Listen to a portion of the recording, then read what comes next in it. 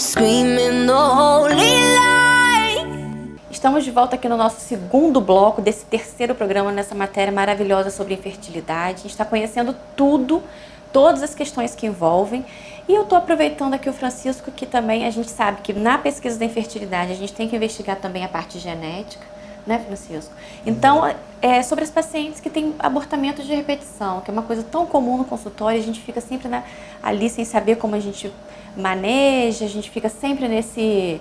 Né, aproveitando você para falar um pouquinho sobre isso, sobre essa pesquisa da genética que a gente também tem que fazer aqui, porque na verdade essa pode ser uma causa que a gente tem que usar um procedimento, porque a gente pode achar que um fator que a mulher não vai engravidar, né, de forma natural. Exato, exato.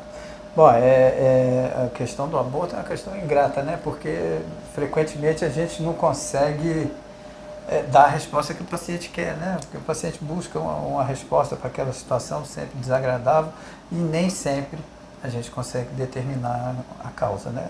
97% dos abortamentos são genéticos, de causa genética. E genética a gente tem que separar duas coisas completamente diferentes que muito frequentemente são colocadas no mesmo balaio. Uma coisa é você ter doença cromossomial, que é a doença dos cromossomos. O que seria a doença de cromossomo? É alteração de número de cromossomos. Por exemplo, a síndrome de Down, são 3 cromossomos no par 21. Isso não é uma doença genética, isso é uma alteração cromossomial. Sendo alteração cromossomial, ela não necessariamente tem que ser de herança, ela pode ser ocasional. Por isso que todo mundo que engravida tem o risco de ter um neném com uma doença cromossomial.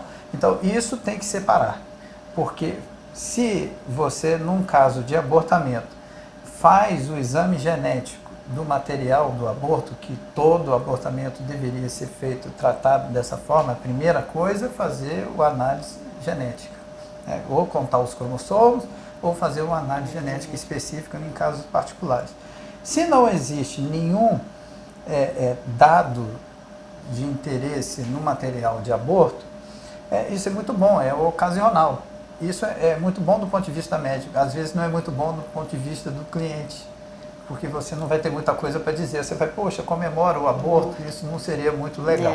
Mas do ponto de vista genético, esse seria o raciocínio. E a outra coisa são as doenças genéticas. As doenças genéticas, sim, essas são de herança.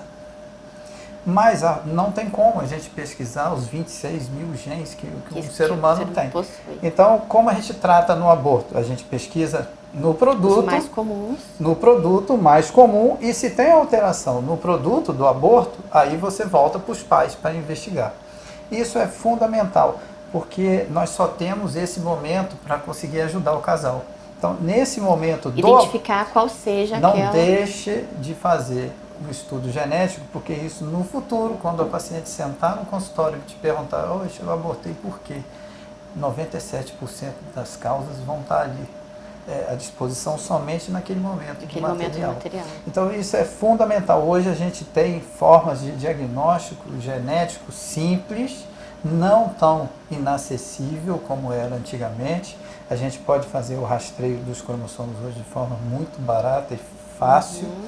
E pode fazer também essa análise de genética propriamente dita. Hoje, porque se for analisado o material e for detectada alguma anomalia genética, a gente vai ter que falar com o casal que eles não vão poder ter filho naturalmente, porque provavelmente pode ser outro produto de um abortamento. Pode, ela pode estar exposta a um risco maior. E dependendo da doença, essa doença pode ter um caráter grave, né? Grave, né? Então, quando acontece isso, faz o quê? Às vezes, dependendo do tipo da doença e da anomalia que você tem, genética, da mutação genética que você tem que recorrer à fertilização in vitro.